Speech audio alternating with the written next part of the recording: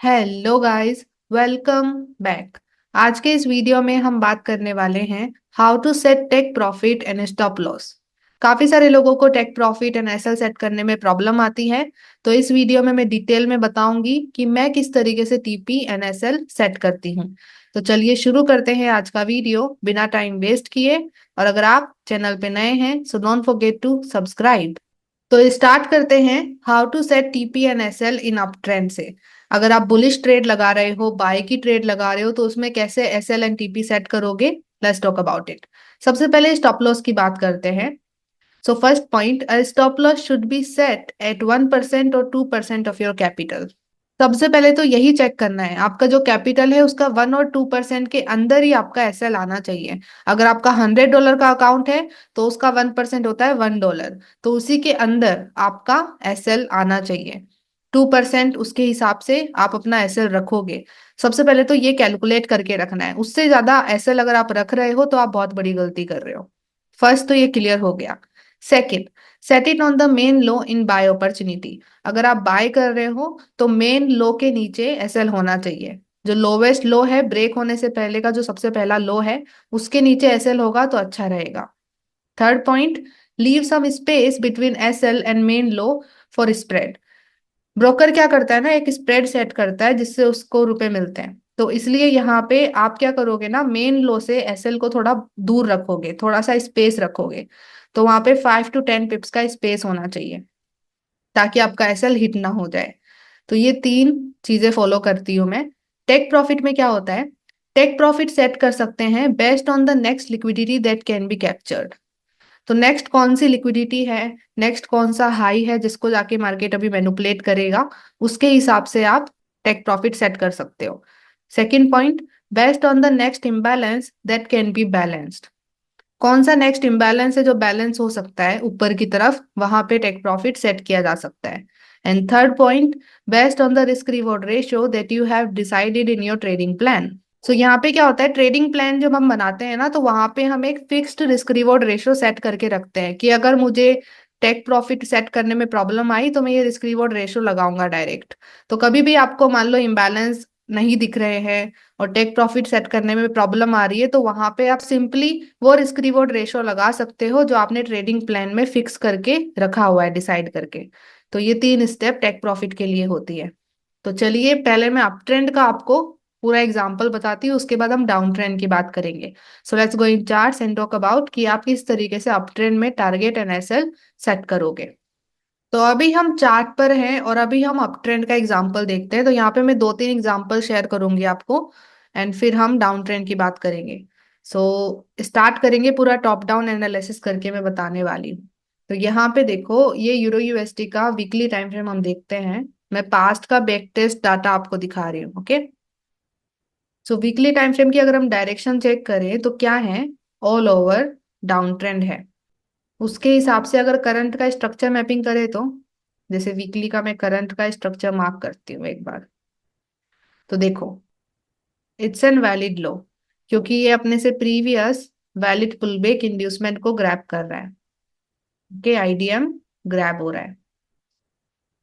फिर यहाँ पे ये हाई बना, इट्स एन वैलिड हाई, क्योंकि ये नीचे जा करके हमारे इस वैलिड लो को ब्रेक कर रहा है। करेक्ट, यहाँ पे देखो ब्रेक ऑफ स्ट्रक्चर मिला है वैलिड, तो ये वैलिड हाई बन गया। फिर यहाँ पे देखो ये लो है, it's an valid low. Why? Because ये अपने से previous valid pull back IDM को ग्रैब कर रहा है। ओके, इंड्यूसमेंट ग्रैब हो गया। तो यहाँ पे हमें वैलिड हाई भी मिल चुका है और वैलिड लो भी मिल चुका है। उसके हिसाब से अगर हम एरिया मार्क करें तो यहाँ पे देखो आईडीएम से प्रीवियस ऑर्डर ब्लॉक तो ग्रैब हो चुका है। अगर हम देखें आईडीएम से previous valid order block, so यहाँ पे लेट्स सी किसके पास इम्बैलेंस है और किसने लिक्विडिटी ग्रैब करी है। तो इसके पास इम्बैलेंस नहीं है, यहाँ पे इम्बैलेंस है। ओके, तो डिसिजनल ऑर्डर ब्लॉक ग्रैब हो चुका है तो उसे मार्क करने की कोई जरूरत नहीं है। We can mark direct extreme order block. So यहाँ पे ये हमारा एक्सट्रीम जोन बन जाएगा। ओके, अभी आई नो ये वैलिड हाई है, बट इसके पास ही एक्सट्रीम ऑर्डर ब्लॉक होता है। ये वाला ऑर्डर ब्लॉक ऑलरेडी मिटिगेट कर चुका है मार्केट, फिर गया है नीचे। तो इंटरनल स्ट्रक्चर में ही ये मिटिगेट हो गया है। सो यहाँ पे हमें इसे मार्क करना पड़ेगा, राइट। तो ये हो जाएगा एक्सट्रीम एरिया। अभी मार्केट अप ट्रेंड कर रहा है, आप करंट का स्ट्रक्चर देखो, इट इज अप ट्रेंड। तो क्लियर ही है कि मार्केट अभी रिटेस्ट कर रहा है। तो अभी हम रीटेस्ट में अपॉर्चुनिटी देखने वाले हैं, मतलब कि शॉर्ट टर्म में हम अपॉर्चुनिटी देखेंगे। अभी क्योंकि ये वीकली का रीटेस्ट है ना, तो एक्चुअली में शॉर्ट टर्म ट्रेड नहीं होती, लॉन्ग टर्म ही ट्रेड होती है, क्योंकि वीकली का रीटेस्ट हम देख रहे हैं। अगर आप और भी लोअर टाइम फ्रेम के रीटेस्ट देखते हो तो वो छोटे छोटे होते हैं, इसलिए वहां पे शॉर्ट टर्म उसको बोल सकते हैं।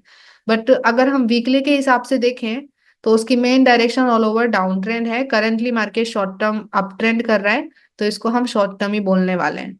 मैंने ये अभी अभी अपना जो रिसेंट वीडियो बनाया था एक्चुअल मार्केट डायरेक्शन, उसके अंदर शेयर किया है कि किस तरीके से हम डायरेक्शन को डिटेक्ट करते हैं। ओके, तो आप वो चेक कर सकते हो वीडियो। तो करंटली तो मार्केट रिटेस्ट ही कर रहा है, देखो ऊपर CH मिल रहा है एंड मार्केट बुलिश दिख रहा है। तो मतलब इस रिटेस्ट में हम अपॉर्चुनिटी देखेंगे।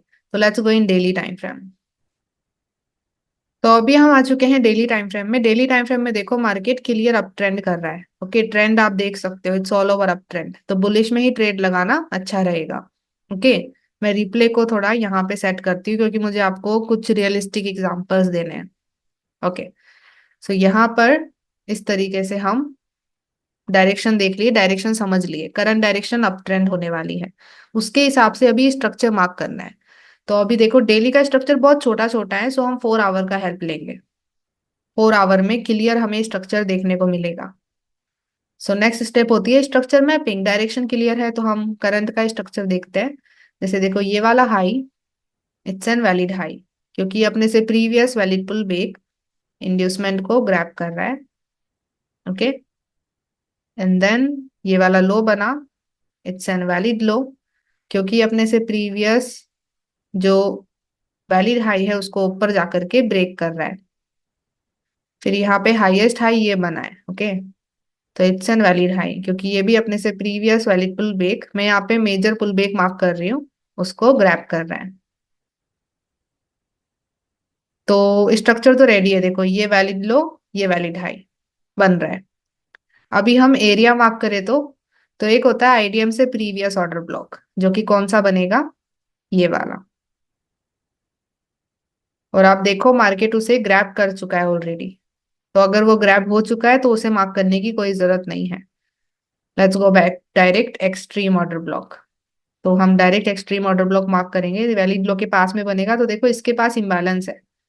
सो हम यहाँ से लेकर के यहाँ तक एक्सटेंड कर सकते हैं, तो ये हमारा एक्सट्रीम जोन बन गया। तो इस पर मार्केट रिटेस्ट करेगा तो हमें अपॉर्चुनिटी मिल सकती है। लेट्स सी क्या होता है। तो मार्केट आ रहा है। ओके, मार्केट हमारे एरिया में आ गया, और यहाँ से अभी ऊपर की तरफ बुलिश मूव भी देखने को मिल रहा है। तो लोअर टाइम फ्रेम कंफर्मेशन लेते हैं, IDMC H C H entry module. तो अभी हम चलते हैं 1 आवर में और देखते हैं कि क्या कंफर्मेशन है। सो अभी हम 1 आवर टाइम फ्रेम में आ चुके हैं, और यहाँ पे देखो क्लियर कंफर्मेशन बन रही है। ये वाला लो है, इसने अपने से प्रीवियस वैलिड पुल बैक को ऊपर जाकर के ब्रेक किया, हमें माइनर CHOCH दिया। एंड ये वाला हाई है, इससे प्रीवियस वैलिड पुल बैक, जो कि ये वाला है, हमारा इंड्यूसमेंट बन जाएगा। तो आईडीएम CHOCH हमें मिल रहा है। और यहाँ पे देखो क्लियर एक ऑर्डर ब्लॉक भी बन रहा है, तो इस पे हम ट्रेड देख सकते हैं। तो अभी बात करते हैं SL एंड TP की। तो यहाँ पे ट्रेड लगाएंगे तो SL कैसे सेट करेंगे। ट्रेड लगेगी मेन इस ऑर्डर ब्लॉक के हाई पे। SL कैसे सेट होगा, SL देखो, आप इस लो के नीचे रखोगे, दिस इज द मेन लो, जिसके बाद ये CHOCH आया है, उसके नीचे तो कोई लो नहीं है, तो ये मेन लो हो गया। तो इसके नीचे SL होगा। अभी आप इसको बिल्कुल टच करके नहीं लगा सकते, क्योंकि एक स्प्रेड नाम की चीज होती है, तो आपका SL हिट हो सकता है, इवन मार्केट टच भी नहीं करेगा ना फिर भी हिट हो सकता है। तो इसलिए हमें थोड़ा सा गैप रखना है। 5 पिप का रखोगे तो अच्छा रहेगा। तो यहाँ पे कितना हो रहा है, 19 पिप। तो नियरली उसके आसपास 24 पिप के आसपास हम SL रख सकते हैं। थोड़ा सा गैप रखना है मेन लो और SL के बीच में, इस तरीके से। ओके, तो इस तरीके से SL सेट होगा। दूसरा आपके कैपिटल में कैलकुलेट करके रखना है। फॉर एग्जाम्पल 24.7 पिप्स हैं, तो अब इसको कैलकुलेट करो कि ये डॉलर में कितने होते हैं, और फिर कैलकुलेट करो कि किस तरीके से आपके कैपिटल का 1 और 2% में आ भी रहा है या नहीं आ रहा। अगर कैपिटल के 1 और 2% से बाहर जा रहा है ये, तो फिर आप ये ट्रेड नहीं लगाओगे तो अच्छा रहेगा। रिस्क कभी भी 1 और 2% से ज्यादा नहीं होना चाहिए कैपिटल का। सो ये याद रखना है। ओके। अभी ये कैलकुलेशन कैसे करते हैं, पिप्स कैलकुलेशन कैसे होता है, लॉट साइज कैलकुलेशन कैसे होता है, उस पर मैंने वीडियोस बना रखे हैं मेंबरशिप के अंदर, आप उन्हें चेकआउट कर सकते हो। सो यहाँ पर इस तरीके से एसएल सेट होगा। टीपी कैसे सेट होगा? टीपी सेट करने का एक बहुत अच्छा तरीका है, जिस टाइम फ्रेम में आपने स्ट्रक्चर मैपिंग किया है, स्ट्रक्चर मैपिंग मतलब जिस टाइम फ्रेम में आपने valid high, valid low and order blocks mark किए हैं, उसके हिसाब से टीपी सेट किया जा सकता है। तो 4 आवर में हमने मार्किंग करी थी, लेट्स गो इन 4 आवर। तो 4 आवर का करंट इम्बैलेंस कौन सा है? एक तो वो टीपी सेट हो सकता है, जैसे यहाँ पे देखो कौन सा इम्बैलेंस है इस हाई के पास में, जैसे यहाँ पे देखो बड़ा इम्बैलेंस बन रहा है, तो एक आप टीपी इस इम्बैलेंस पे सेट कर सकते हो। इस तरीके से एक टारगेट सेट होगा। दूसरा दूसरा तरीका है कि आप इम्बैलेंस पे ना रख करके नेक्स्ट हाई, क्योंकि आपको पता है मार्केट अप ट्रेंड है, तो मार्केट नेक्स्ट हाई को तो ग्रैब करेगा ही। सो वहां पे वो नेक्स्ट हाई की लिक्विडिटी पे आप टीपी रख सकते हो। सो टीपी हाई पर भी सेट किया जा सकता है। मैं पर्सनली इम्बैलेंस वाला ज्यादा यूज लेती हूँ। ओके। क्योंकि हाई ग्रैब करेगा नहीं करेगा वो हमें नहीं पता। कभी कभी मार्केट क्या करता है ना, ऊपर जाता है, इम्बैलेंस को वो करता है बैलेंस, और नीचे आकर के सीएचओ सीएस दे देता है। तो कभी कभी ऐसा होता है, तो मैं कभी कभी ही लिक्विडिटी के हिसाब से टीपी सेट करती हूँ, हाई लो लिक्विडिटी के हिसाब से। नॉर्मली मेरा ज्यादातर इम्बैलेंस का होता है। बट ये दोनों ही तरीके बहुत अच्छे हैं टारगेट सेट करने के लिए। और एक चीज याद रखिएगा, मैंने क्या बोला, जिस टाइम फ्रेम में आपने order blocks and structure mapping किया था, पीओआई मार्क किया था, उसके हिसाब से टीपी सेट होगा। ऐसा नहीं है कि आप वीकली में चले गए और उसके हिसाब से लंबा लंबा टीपी सेट कर रहे हो। No, that's not the right way. Okay. तो 4 आवर में हमने स्ट्रक्चर मैपिंग किया है, उसी के हिसाब से टीपी सेट किया है, तो मैं इम्बैलेंस वाला लेकर के चलती हूँ। ओके। तो let's go back to 1 hour और देखते हैं कि हमारी ट्रेड का क्या हुआ। Let me play it. Okay, market नीचे आ रहा है। सो यहाँ पे हमारी एंट्री मिस हो गई, मार्केट नहीं आया एंट्री करने, एंड इट इज नॉर्मल। मैंने ये एग्जांपल इसलिए शेयर किया है टू शो यू गाइस कि ये नॉर्मल है, कि एंट्री ना होना, एसएल हिट हो जाना, टीपी हिट हो जाना, मतलब that's normal thing in trading. Okay, तो इसलिए मैंने एग्जांपल शेयर किया है। मुझे पता था यहाँ पे एंट्री नहीं हुई है, फिर भी मैं इस वीडियो में शेयर कर रही हूँ, ताकि मैं आपको रियलिटी ऑफ ट्रेडिंग दिखा सकूं। ओके। अभी यहाँ पर एंट्री नहीं हुई तो क्या करना है? तो वहां पे अभी सैड नहीं हो जाना है या फिर एंग्री नहीं हो जाना है मार्केट पे। मार्केट दोबारा अपॉर्चुनिटी देता है। सो दोबारा कैसे अपॉर्चुनिटी देखें? अगर आपकी पहली कंफर्मेशन में एंट्री मिस हो गई है, तो दूसरी क्या कंफर्मेशन होगी, कैसे मिलेगी, बताती हूँ। तो यहाँ पे ये वाली एंट्री मिस हो गई। नाउ क्या होगा ना, अभी आप हायर टाइम फ्रेम में जाओगे, तो वहां पे आपको स्वीप देखने को मिलेंगे, तो उसके बेस पे अपॉर्चुनिटी मिल सकती है। लेट्स गो इन डेली और देखते हैं कि क्या हो रहा है। डेली में अगर कोई स्वीप मिलता है हमें करंट लो का, तो उसके बेस पे अपॉर्चुनिटी बन सकती है। तो देखते हैं मार्केट क्या करता है। तो यहाँ पे देखो, ये कैंडल ने प्रीवियस कैंडल के लो को स्वीप कर दिया है। तो यहाँ पे अभी लिक्विडिटी स्वीप के बेस पे हम अपॉर्चुनिटी देख सकते हैं। Let's go into 1 hour again. So यहाँ पे देखो, ये लिक्विडिटी स्वीप करी, राइट। मैं इसको यहाँ पे रखती हूँ to show you the confirmation. तो यहाँ पे ये एक्चुअल स्वीप हो रहा है, ओके, इस लो का, इन डेली, देखो, राइट। तो उसके बेस पे 1 आवर में आप देखोगे कंफर्मेशन भी बन रहा है। ऊपर जाकर के मार्केट ने सीएचओ सीएस दिया, माइनर सीएचओ सीएच हमारा, करेक्ट। उसके बेस पर अभी यहाँ पे ट्रेड बन सकती है दूसरी। तो एसएलएनटीपी कैसे सेट होगा, जैसे मैंने बताया। तो यहाँ पे हम ट्रेड लगा सकते हैं, इम्बैलेंस है, ये मेन लो है, इसके नीचे हम एसएल सेट कर सकते हैं। ओके, यहाँ पे अभी आप अगर हम जूम करेंगे ना, तो यहाँ पे देखो इम्बैलेंस है, छोटा सा। बट वो इतना छोटा इम्बैलेंस है कि बहुत रेयरली है कि शायद मार्केट वहां पे जाए। एक मैं आपको बहुत इंपॉर्टेंट चीज बताती हूँ। एक बार अगर मार्केट हायर टाइम फ्रेम के एरिया से निकल चुका है ना, एक्सट्रीम ऑर्डर ब्लॉक पे पहुंच गया और वहां से निकल चुका है, तो मार्केट रेयरली ही बहुत अच्छे से रीटेस्ट करेगा। वहां पे हमें अच्छे से रीटेस्ट देखने को नहीं मिलते मोस्टली। मार्केट बहुत तेजी से भागता है। वहां पे ऐसा मूवमेंट होगा, देखो।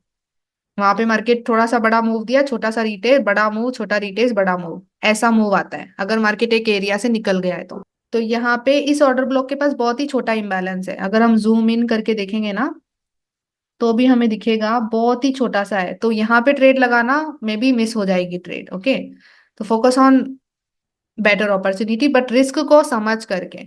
जैसे अगर आप इस लो पे ट्रेड लगाते हो, उससे थोड़ा सा नीचे रखना है, ऑफकोर्स स्पेस रखना है। बिल्कुल लो पे टच नहीं कर देना है एसएल को, स्पेस रखना है। जैसे 25 पिप का मैं रख रही हूँ, इस पे 20 पिप हो रहा है, तो 25 पिप का मैं एसएल रख रही हूँ।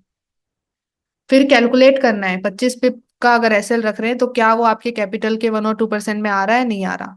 अगर नहीं आ रहा, डोंट प्लेस द ट्रेड, या फिर दोबारा कंफर्मेशन लो। रिस्क के अंदर ट्रेड लगानी है। तो एसएल ऐसे सेट होगा। टीपी कैसे सेट होगा? सेम जैसे मैंने बताया, जिस टाइम फ्रेम में आपने पीओआई मार्क किया था, स्ट्रक्चर मैपिंग करी थी, उसके हिसाब से। तो 4 आवर ही है वो तो 4 आवर के हिसाब से आपके टारगेट सेट हो सकते हैं। तो इसका ये करंट इम्बैलेंस ही है जिसको मैं टारगेट बनाती हूँ। तो पहली वाली एंट्री तो मिस हो गई थी, ये वाली। इसमें देखते हैं क्या होता है। Let's go back to 1 hour. Let's see. Okay, ये वाली एंट्री हुई है। उसके बाद मार्केट देखो ऊपर की तरफ ब्रेक कर रहा है, तो इट्स अ गुड साइन कि टीपी हिट होने के चांसेस हैं। फिर वापस से ऊपर ब्रेक मिला, फिर रिटेस्ट मिला, फिर ऊपर ब्रेक मिला। ओके, फिर मार्केट कंटिन्यूअस ऊपर गया और फिर नीचे आ रहा है रिटेस्ट करने वापस, and then TP hit. Okay, so ये ऊपर जो ब्रेक मिले ना, ये क्लियरिटी है कि टीपी हिट होने वाला है। अगर नीचे ब्रेक मिलने लग जाते तो ऐसे हिट हो जाता। तो इस तरीके से टारगेट एंड एसएल सेट करते हैं हम। आई होप समझ में आ रहा हो। मैंने आपको एक एग्जांपल शेयर किया जिसमें एंट्री मिस हो गई, एक एग्जांपल शेयर किया जिसमें, सॉरी, जिसमें टीपी हिट हुआ है, which is reality of the market.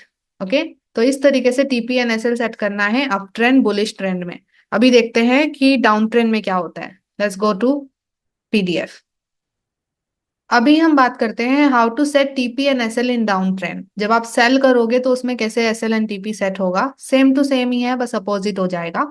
तो स्टॉप लॉस कैसे सेट होता है? फर्स्ट पॉइंट तो वही है, stop loss should be set at least 1 और 2% ऑफ योर कैपिटल। सबसे पहले तो यही जरूरी है, कैलकुलेशन करना। अगर कोई भी ट्रेड में आपका एसएल आपके कैपिटल के 1 और 2% से बाहर जा रहा है, ज्यादा जा रहा है, तो वो ट्रेड लगाओ ही मत। Literally I am telling you, trade लगाओ ही मत। Ignore that trade. ट्रेडिंग में सबसे पहले इंपॉर्टेंट है आप अपने कैपिटल को प्रोटेक्ट करें। अगर आप वही नहीं कर रहे हो तो बहुत बड़ी गलती हो सकती है। फ्यूचर में आपको उसका बहुत बड़ा कॉन्सिक्वेंसेस फेस करने को मिल सकता है। सबसे पहले तो कैपिटल का 1 और 2% के अंदर आपका एसएल आना चाहिए। दूसरा, set it on the main high in sell opportunity. जब आप सेल करते हो, मेन हाई पर आपको एसएल सेट करना है। अभी मेन हाई होगा मतलब कि उस हाई से ही एक्चुअल ब्रेक और सीएच निकला है, उस पर आप एसएल सेट कर रहे हो। Third point, leave some space between SL and main high for spread. अभी कभी कभी स्प्रेड के कारण स्टॉप लॉस हिट हो जाता है। इवन तो आपके स्टॉप लॉस को टच भी नहीं करेगा ना मार्केट, फिर भी हिट हो जाएगा। तो इसलिए हमें थोड़ा सा गैप रखना है मेन हाई और एसएल के बीच में। 5 पिप और 10 पिप का रख सकते हो। तो इस तरीके से एसएल सेट होगा। टेक प्रॉफिट कैसे सेट होगा? सेम मैंने जो अप ट्रेंड का बताया, based on the next liquidity that can be grabbed. कौन सी ऐसी दूसरी लिक्विडिटी है जो ग्रैब हो सकती है आपकी एंट्री करने के बाद, उस पर सेट कर सकते हैं। दूसरा, based on the next imbalance that can be balanced. कौन सा नेक्स्ट इम्बैलेंस है जो बना हुआ है, जो बैलेंस हो सकता है आपकी एंट्री होने के बाद, उस पर सेट कर सकते हैं। And based on the risk reward ratio that you have decided in your trading plan. कभी कभी हमें टीपी सेट करने में प्रॉब्लम आती है क्योंकि इम्बैलेंस नहीं दिख रहे होते, अच्छी खासी लिक्विडिटी नहीं दिख रही होती।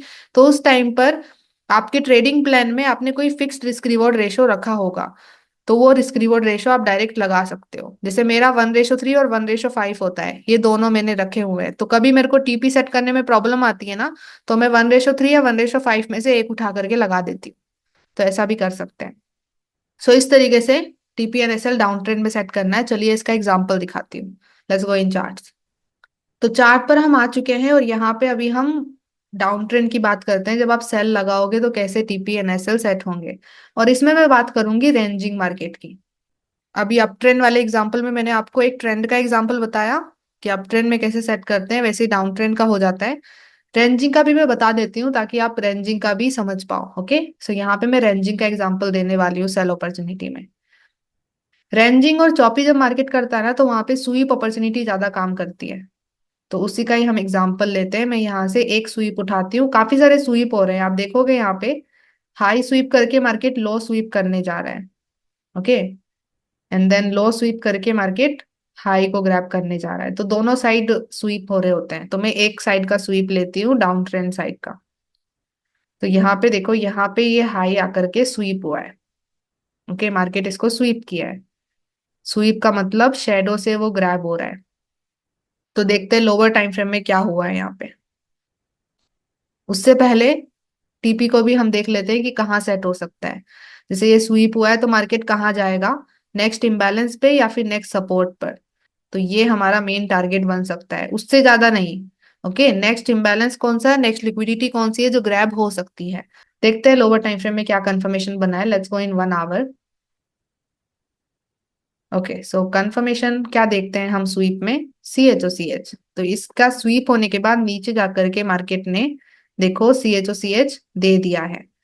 इस हाई ने अपने से प्रीवियस वैलिड पुल ब्रेक के लो को नीचे ब्रेक कर दिया है। तो कंफर्मेशन हमें मिल गई है। तो उसके हिसाब से अभी एरिया कौन सा बनेगा, ये वाला। इस पे हम ट्रेड लगा सकते हैं।